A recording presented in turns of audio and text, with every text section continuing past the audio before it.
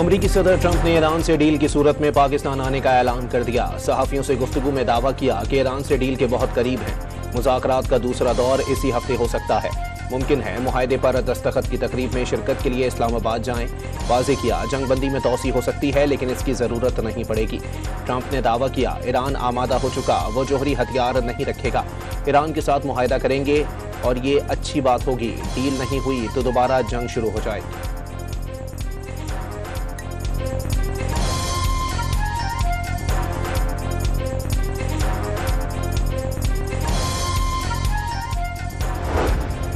जोहरी programme की वजह से एक कौम के खिलाफ जंग शुरू की गई। ईरान, इराक और शाम में साइंसदानों को कत्ल किया जाता है, जबकि दूसरी तरफ सहूनी रियासत आलमी उसूलों की खुल्लम खुल्ला खिलाफ वर्जी कर रही है। क्या दुनिया के कुछ रहनुमाओं के ज़मीर खत्म हो चुके हैं? ईरानी सदर मसूद पेज़ेश्कियान ने अमरीका और इसराइल के दोहरे मयारात पर सवालात उठा दिए।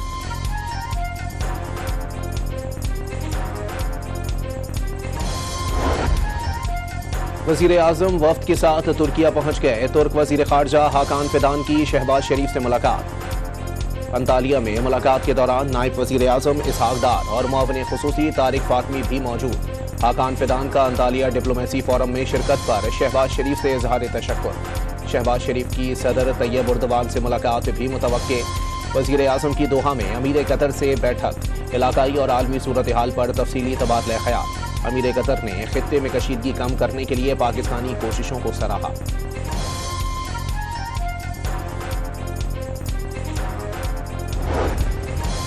फील्ड मार्शल आसिम मुनीर की ईरानी सदर मसूद पेज़ेश्कियान से मुलाकात। वज़ीर दाखिला मोहसिन नकवी और ईरानी वज़ीर ख़ारजा अब्बास इराक़ची भी मुलाकात में मौजूद।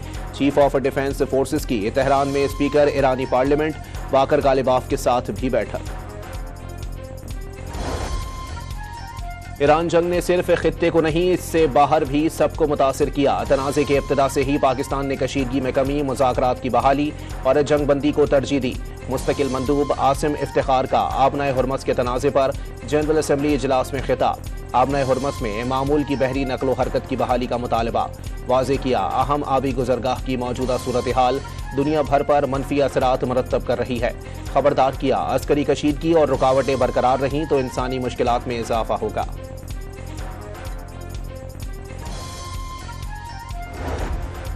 लबनान और इसराइल के दरमियान 10 रोज़ा जंगबंदी का आगाज। अमरीकी सदर ट्रंप ने लबनानी सदर जोसेफ ऑन और इसराइली वज़ीर आज़म को व्हाइट हाउस आने की दावत भी देंगे। अमरीकी महकमा ख़ारजा के मुताबिक जंगबंदी शराइत के तहत इसराइल का लबनान में दिफा का हक बरकरार रहेगा। इसराइल अपने दिफा में तमाम ज़रूरी इक़दाम करने का हक महफूज रखेगा।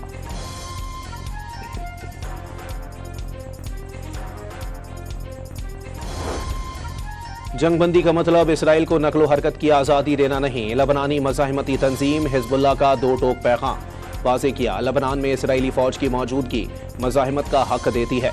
स्पीकर लबनानी पार्लियामेंट ने खबरदार किया अवाम घरों को वापसी में जल्दबाजी ना करें।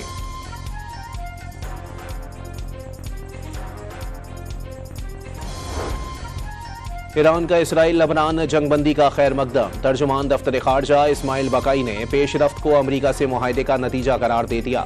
वाज़ेह किया जंगबंदी तेहरान और वाशिंगटन के दरमियान पाकिस्तान की सालिसी में तयशुदा मफाहिमत का हिस्सा है। सेक्रेटरी जनरल अक़वाम मुत्तहिदा का इसराइल लबनान जंगबंदी का खैर मकदम। जंगबंदी को मशरिक़ वस्ता में देरपा इस्तेहकाम की जानिब एक अहम कदम करार दे दिया। यह आर्जी जंगबंदी महज एक वक्फा नहीं बल्कि एक मुस्तकिल हल की बुनियाद बनेगी। सोशल मीडिया पर जारी पैगाम में अंतोनियो गुतेरेस का उम्मीद का इजहार।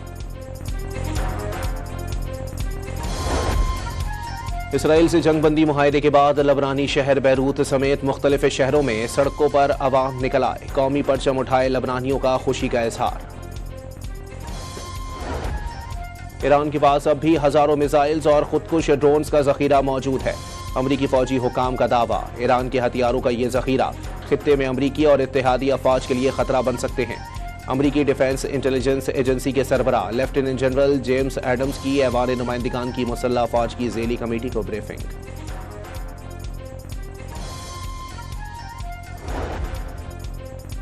अमरीकी नायब सदर के दौरे इस्लामाबाद पर बनने वाली मीम्स ने अमरीकी अखबार की भी तवज्जो समेट ली।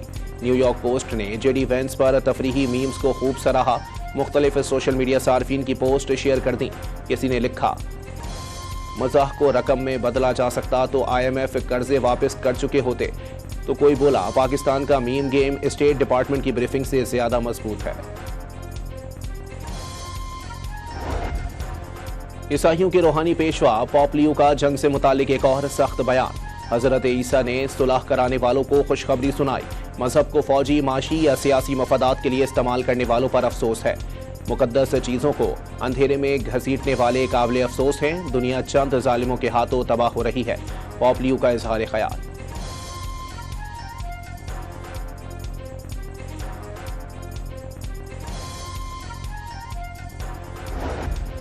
वफाकी वज़ीर तवानाई की पीक आवर्स में लोड शेडिंग पर आवाम से माजरत। बहरान आर्जी करार। ये भी बता दिया मार्केटें जल्द बंद करने का फैसला वापस लिया तो लोड शेडिंग मजीद 5 घंटे बढ़ जाएगी। हरीपुर के हत्तार इंडस्ट्रियल एरिया में गैस पाइपलाइन में आग भड़कने से 8 अफराद जाँ बहक, 6 जख्मी। वज़ीर आला खैबर पख्तूनख्वा का जाँ बहक अफराद के लवाहिकीन से इजहार ताज़ियत। हर मुमकिन ताउन की यकीन दहानी करा दी। लोधरा में बारात से कबल दुल्हन का ब्यूटी पार्लर में कत्ल। कातिल की लड़की को तशद्दुद का निशाना बनाने के बाद खुदकुशी की कोशिश। शदीद जख्मी हालत में अस्पताल मुंतकिल कर दिया गया। कराची के इलाके लांढी में ट्रेलर की टक्कर से 2 मोटरसाइकिल सवार जान से गए। एक की शनाख्त 18 साला दानिश के नाम से हुई, दूसरे की शनाख्त अब तक नहीं हो सकी। कराची के इलाके मंगोपीर में पुलिस मुकाबले के दौरान एक पुलिस एहलकार शहीद, दूसरा जख्मी। मुल्जिमान फायरिंग करते हुए फरार हो गए।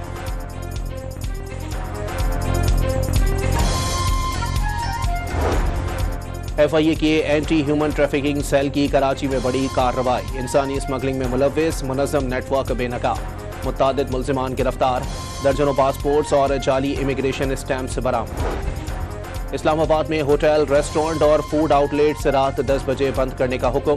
टेक अवे और होम डिलीवरी सर्विसेज पर कोई पाबंदी आयद नहीं होगी। शादी हॉल, बैंक्वेट्स और शादी की तकरीबात रात 10 बजे तक खत्म करना लाजमी करार। नोटिफिकेशन जारी कर दिया गया। और कराची में पाकिस्तान सुपर लीग सीजन 11 का दूसरा मरहला। हैदराबाद ने रावलपिंडीज को 5 विकेटों से शिकस्त दे दी।